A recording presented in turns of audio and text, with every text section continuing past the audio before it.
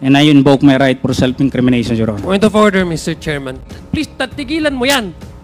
Hindi naman, Mr. Chair, it's not right to invoking self-incrimination when in fact DSJJ is not asking you any questions but merely reading his affidavit. Please, Colonel Grijaldo, stop invoking your right against self-incrimination. Nobody's asking you any incriminating questions here. Tama po ba ito, Colonel Grijaldo? Your Honor, Yes or no lang po, ah. I will stand by my statement in the Senate under oath, Your Honor, and I would like to invoke Mr. my Chair right again. for self-incrimination, Mr. Chair. Your Honor. Nung nasa Senado ka, ang tapang-tapang mo eh. Bakit dito ay mo magtapang ka rito? Kita mo yung the same candor, the same tapang na pinakita mo doon. Oh, matapang ka lang doon sa Senado kasi may kakampi ka. Dito ka magpakita ng tapang mo. Hindi yung nandoon ka lang. Tawagin mo yung kakampi mo.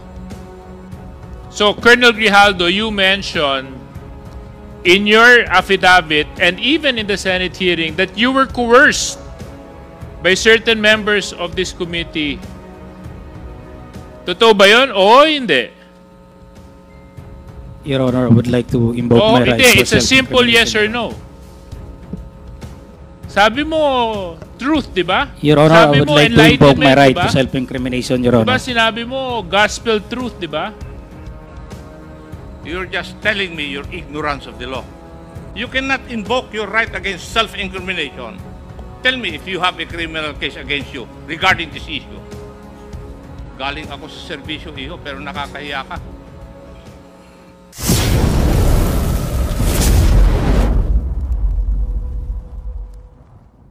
Sinabi niyo po doon na hindi po kayo magsisinungaling at pawang katotohanan lamang po ang ibabahagi po ninyo doon sa hearing. Yes, Your Honor.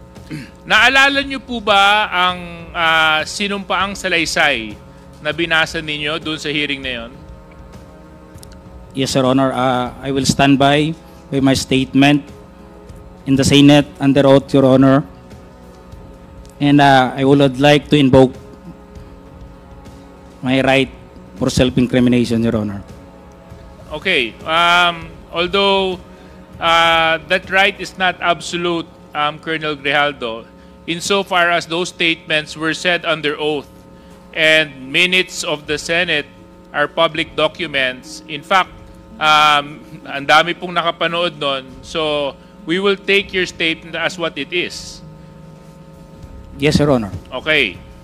Ngayon, ang nakakabahala po doon sa bahagi po ninyo, Colonel Grijaldo, ay naibahagi po ninyo doon sa statement ninyo na meron pong 2 miyembro ng mababang kapulungan ay di umano ay inudyok ka, kinausap ka, at para pang tinatakot ka na magsabi ng mga bagay tungkol sa issue ng EJK sa Pilipinas. Tama po ba yun? Your Honor, I would like to stand by my statement in the Senate under oath, Your Honor, and I would like to invoke my right for self-incrimination, Your Honor.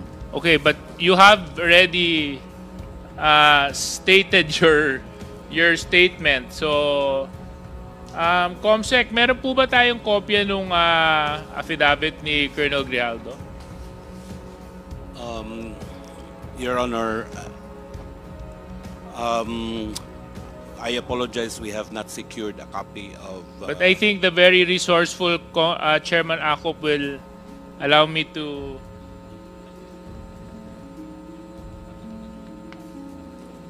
Thank you very much. So, anyway, Colonel Grijaldo, meron po akong kopya ng affidavit nyo.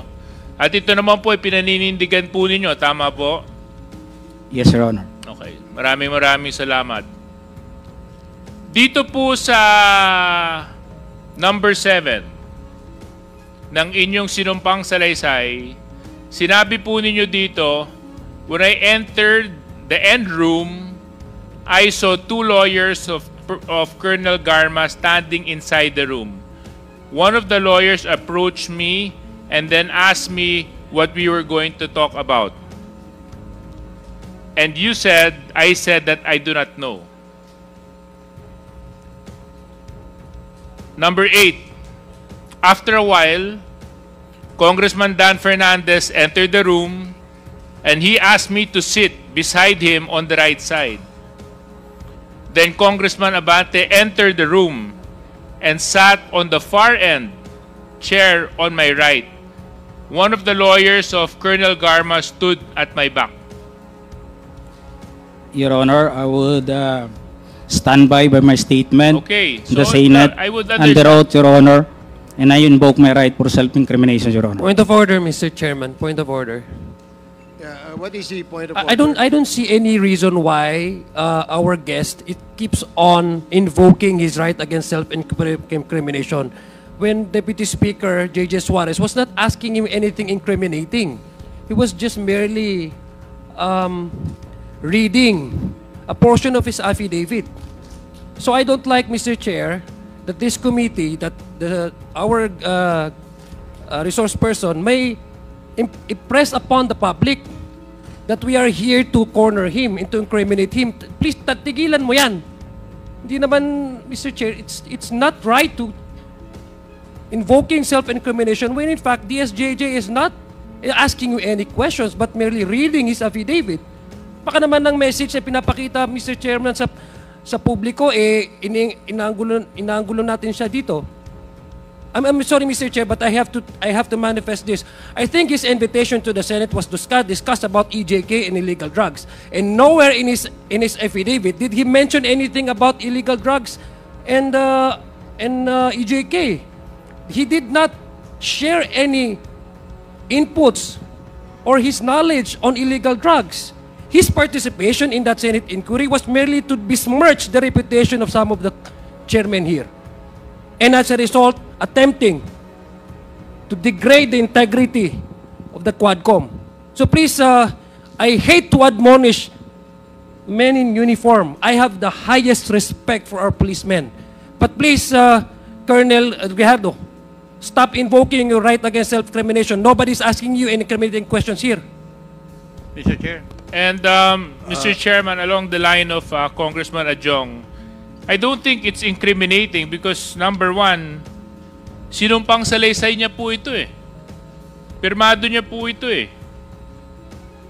So how can he incriminate himself when he actually signed this affidavit? And this is a public document, Mr. Chair.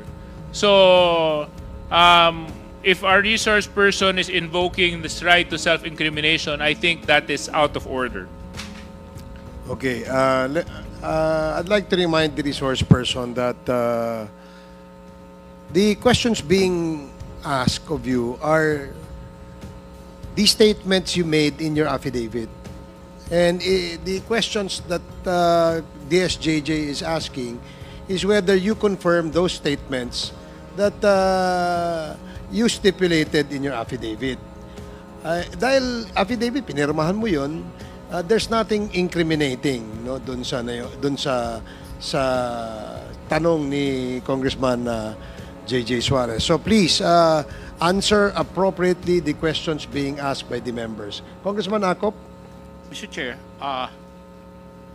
may we ask the resource person the basis why he is invoking his right against self-incrimination?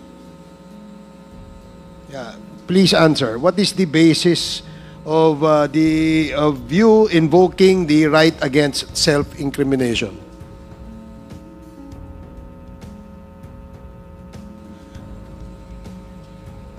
Police colonel ka, investigador ka dati. You know the basic rudiments of investigation. Alam mo dapat kung kailan i-invoke yung right against self-incrimination. Di po ba? Kasi nagko-conduct ka ng investigation eh. Now, may I know your legal basis why you are invoking your right against self-incrimination?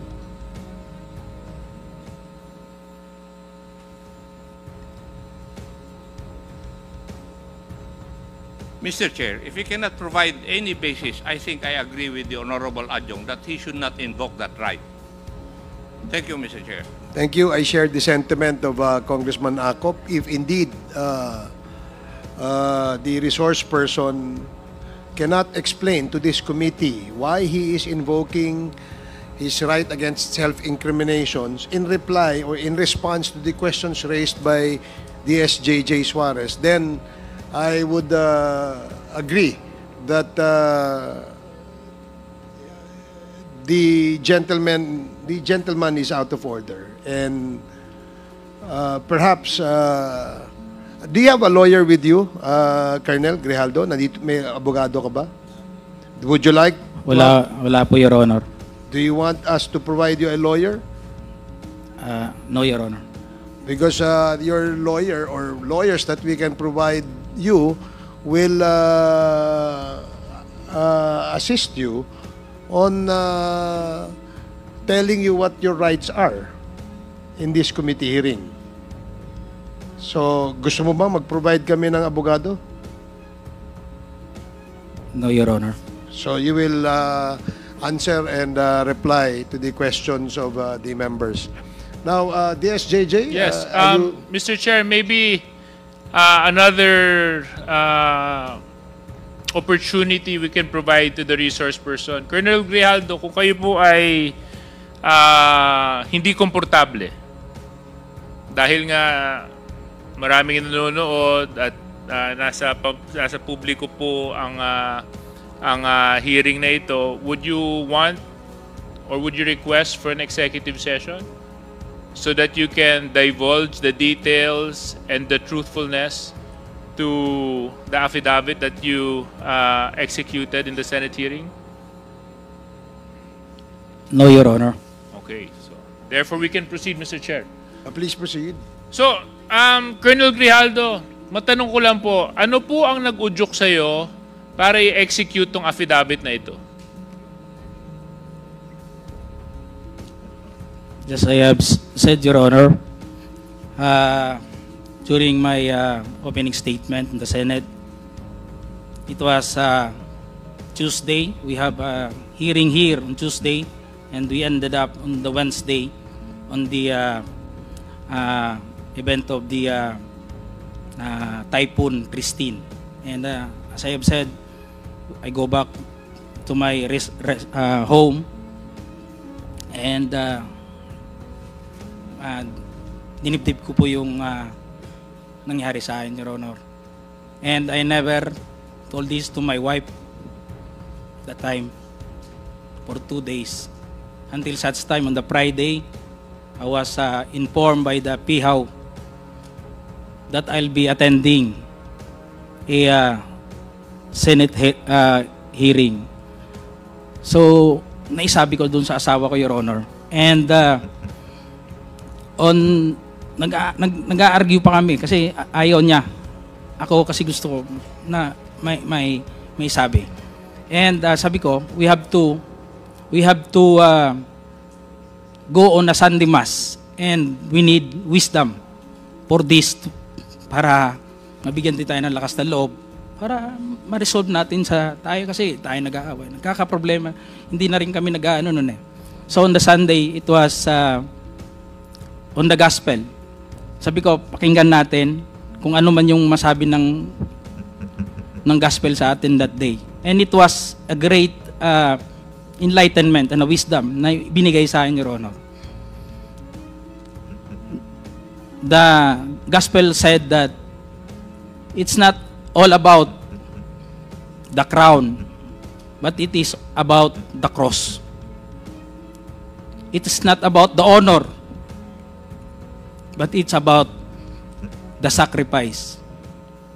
It's not being the first, but being the last. It's not being the great, but being the servant. Sabi ko sa asawa ko, bakit naibigay sa atin to? We have to, and to sum up that, Your Honor, ang sinabi nung pare, sabi niya, it's not about the experience. Because yung experience kasi natin sa buhay, it may be good or bad. But it's all about the lesson learned that time, Your Honor. So I have that courage, and even my wife submitted to my decision And on the next day, pumunta na po ako yun. Nandun po yun, nag-narrate, ginawa ko po yun, sinulat ko po yun. And it was on that mass that time that it is a Sunday for the PDLs. It was a Sunday for PDLs. Sabi ng pare, we have to give dun sa mga brothers natin na nakukulong.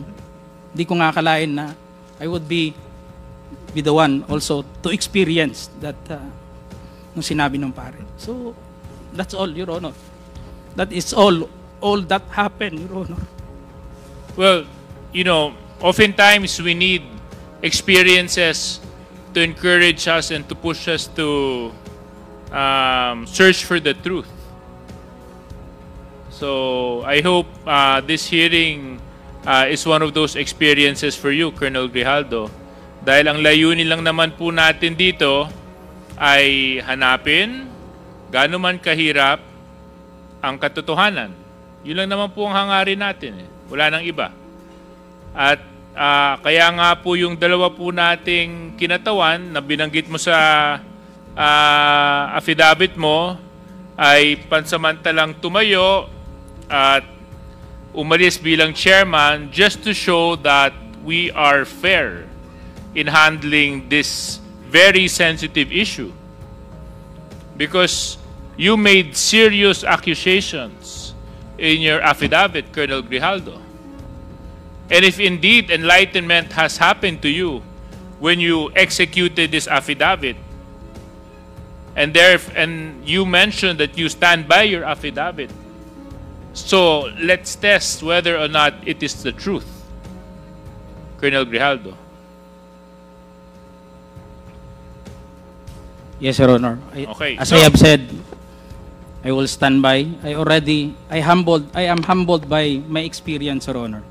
I'm with sure this, you're Your Honor, but Mr. Colonel Grijaldo, I will stand by with my statement. You have to understand under oath one thing. in the Senate, Your You have Honor. to understand and I one would like thing to lang po. invoke my One right thing lang po. to self-incrimination, Your Opo, Honor. but you have to understand one thing, Colonel Grijaldo. Okay lang po yun kung para sa'yo.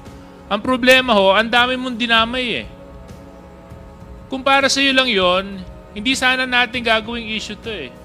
Ngunit ang idinamay mo dito ay mga taong walang kinalaman o mga inosente. Eh paano naman po sila? Paano naman po yung mga karapatan nila? Paano naman po yung boses nila? Paano naman yung katotohanan nila? Hindi pa po natin sila pahahalagahan dahil panghahawakan lang natin yung sinabi mong enlightenment mo? But they have their own rights too, Colonel Grijaldo.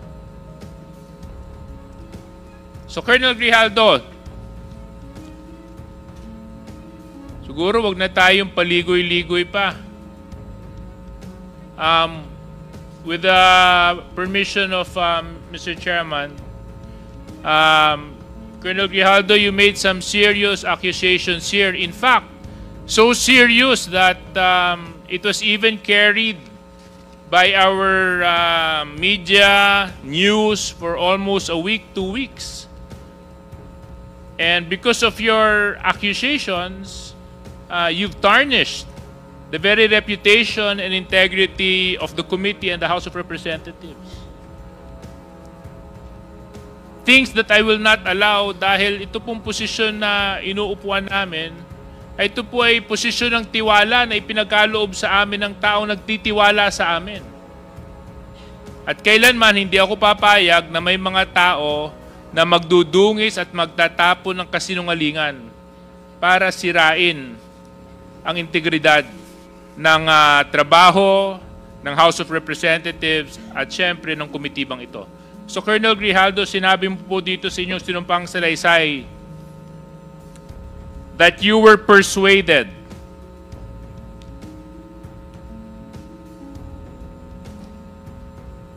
Your Honor, and you said, ikaw naman, Colonel, ganito lang yan. Alangan namang walang insidente o mangyayari sa panahon na yon. I answered that I served as COP, Chief of Police in Mandaluyong during COVID-19 pandemic, and there were less crimes committed and we did not receive any reward from anyone. I added that we only received funds as additional MOOE support fund for the Peace and Order Fund of the LGU. But dito po sa earlier part, sinabi mo that you were persuaded. Is this true, Colonel Grijaldo? Your Honor, I will stand by my statement in the Senate under oath, Your Honor, and I would like to invoke my right for self-incrimination, Your Honor. That is out of order. Let it be of record that the statement made by this resource person is out of order. Please continue, Congressman Suarez. Number 17, sinabi nyo dito, I then respectfully told Congressman Dan Fernandez that anyone can debunk my statement if I confirm the testimony of Colonel Garma about DDS in 1999.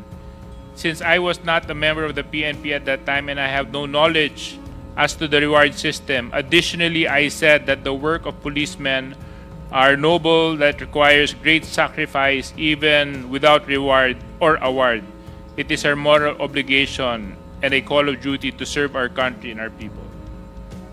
If I may continue, Colonel Grijaldo.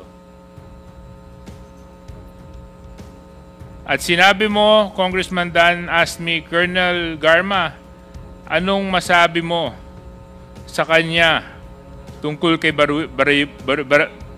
Barayuga? I politely told him I cannot comment on the case when I respectfully answered him, Sir, mahirap yan. Kasama kami sa nag-iimbestiga at hindi ko alam kung anong kinalaman niya at may investigasyon din kami, baka ma-incriminate ako, sir. Tama po ba ito, Colonel Grijaldo? Your Honor, Yes or no lang po, ah. I will stand by my statement in the Senate under oath, Your Honor, and I would like to invoke Mr. my Chair right again. for self-incrimination, Mr. Chair. Your Honor. Again, the resource person is out of order, Mr. and Chair. let it be of record that he is continuously disrespecting this committee by refusing to answer appropriately to the questions propounded by the member. Alam mo, Colonel, if I may, DSJJ, binibigyan ka namin ng pagkakataon dito eh. Noong nasa Senado ka, ang tapang-tapang mo eh. Bakit dito ay mo magtapang ka rito? Ipakita mo yung the same candor, the same tapang na pinakita mo doon. Di ba?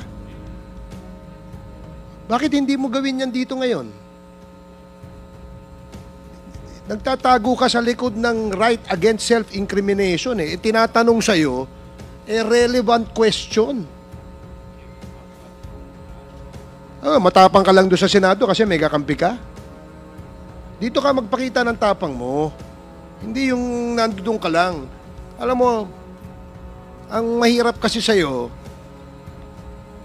gusto lang nating malaman ang katotohanan sa likod nito. Ang dami mo ng ginawa eh. Dinamay mo pa yung mga kasama na, hindi dahil sa kasama namin sila, kundi hindi tama ang nangyari at ginawa mo. You are trying to besmirch the reputation of this committee. Itong committee ito, hindi ito gawa-gawa lamang. Ito'y pinapayagan ng ating saligang batas. Ito'y pinapayagan at pinayagan ng 300 mahigit na membro ng Kongreso na kung saan ay merong mandato ng taong bayan. Kaya wag mong pastusin ito. Yung tapang mo, nawawala eh. Tawagin mo yung kakampi mo. Ang hirap, alam mo, Colonel, nag-imbento ka ng kwento. And then you speak about honor. And then you speak about the gospel of that was given to you by a priest, talking about honor, and which, alam mo ba kung bakit merong honor? Pag hindi ka sinungaling, May honor ka.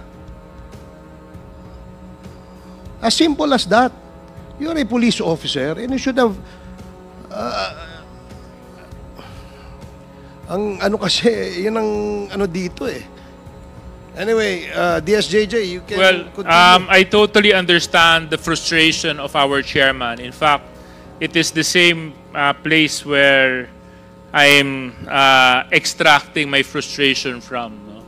Kasi nung Senate hearing, napanood ko yung binanggit mo, Colonel Grijaldo, at ako naman, araw-araw, hindi naman araw-araw, na tuwing magkakaroon ng Quadcom hearing, nandito ako. I make it a point to even come early. So, Colonel Grijaldo, you mentioned in your affidavit and even in the Senate hearing that you were coerced. Coerced by certain members of this committee. Totoo ba yun? Oo, hindi. Your Honor, I would like to invoke Oo, my rights. hindi. for It's a simple self-incrimination, yes or Your Honor. no.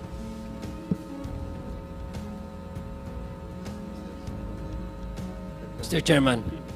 Yes or no? Yes or no? Yun lang po yun. Sabi mo, truth, di ba? Your Honor, I Sabi would mo, like to invoke my enlightenment, right di ba? to self-incrimination, Your Di ba Honor. sinabi mo, gospel truth, di ba? When you talk of God, there's only right and wrong. There's nothing in between. You want to talk about honor, Colonel Grijaldo? Kung gusto mo, Colonel Grijaldo, mag-usap tayo tungkol sa integridad ng isang tao, eh ang pagsabi ng katotohanan is the simplest way to show honor. Na hindi ka nagtatago at hindi ka nagsisinungaling. Kasi we're talking about serious issues here, Colonel Grijaldo. Isipin mo, mga EJK victims ang nandito. Libo-libong taong namatay nung panahon ng nakaraang administrasyon. Buhay ng Pilipino ang pinag-uusapan natin dito. So, Colonel Grijaldo, babalikan ko lang. Totoo ba? Oo, hindi. Na merong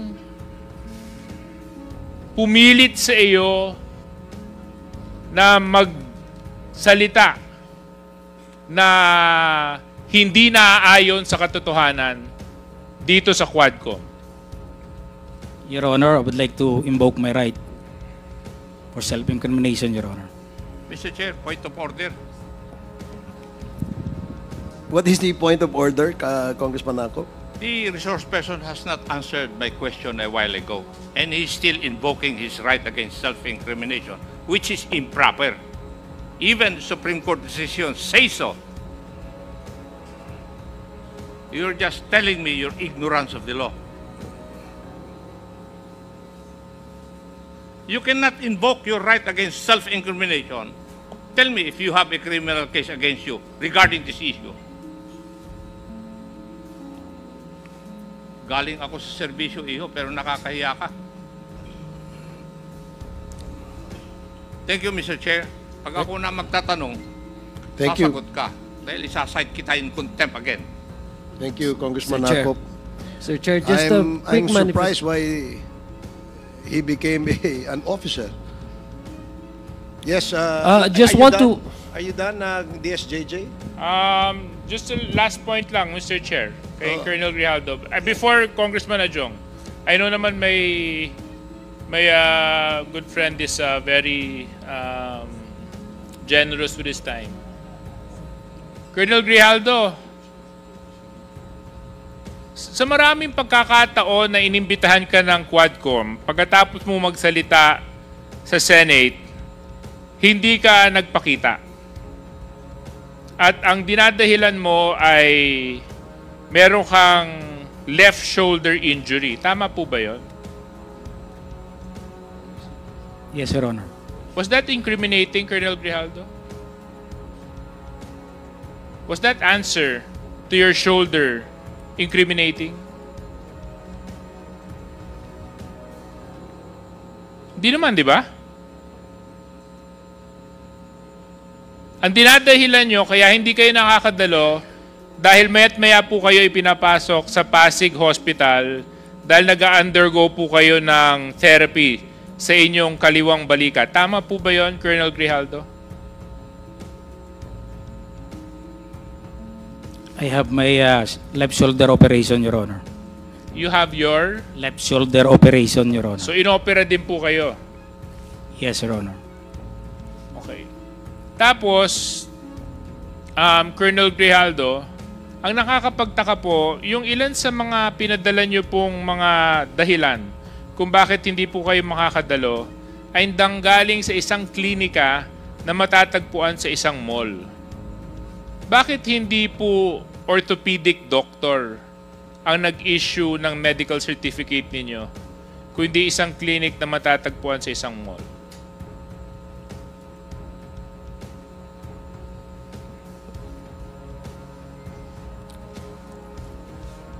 The doctor who operated me, Your Honor, is a professional, Your Honor. I'm not asking you whether or not your doctor is a professional. I hope he's a professional. Yes, Your Honor. Because if he wasn't a professional, then may God be with you because he conducted surgery on you. Yes, Your Honor. So thank God he's a professional. But Yes, I'm not Your Honor. asking the qualifications of your surgeon. I'm asking kung sa sobrang laki ng dinadala mong problema sa inyong kaliwang balikat at kinailangan po itong operahan, bakit isang klinika sa isang mall ang nag-issue ng medical certificate mo at hindi isang orthopedic surgeon? That is not a clinic, Your Honor. It is a hospital, Pasig Hospital, that responsible in giving the medical certificate, Your Honor. I suggest, Colonel Grijaldo, you refresh your memory. Kasi yung isa sa mga una mong pinadala sa amin ay nung amin pong sinearch yung address, mall po ang location niya. So again, Colonel Grijaldo, I'm asking you, it's not too hard. Sasabi lang po kayo ng katotohanan. Kayo po ba nung panahon yun ay umiiwas dito dahil nakapagsalita kayo sa Senado?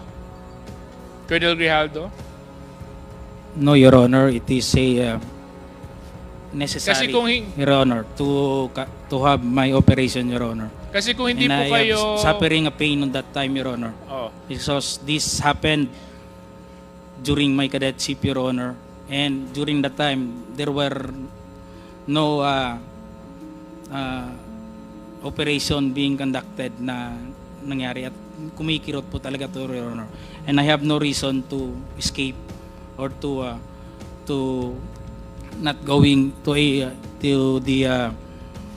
this honorable Quadcom committee, Your Honor, because I was able to attend 4 Quadcom hearing, Your Honor, and I was already giving my statement, Your Honor. Opo. Yes, you were attending. In fact, I would see you in the back.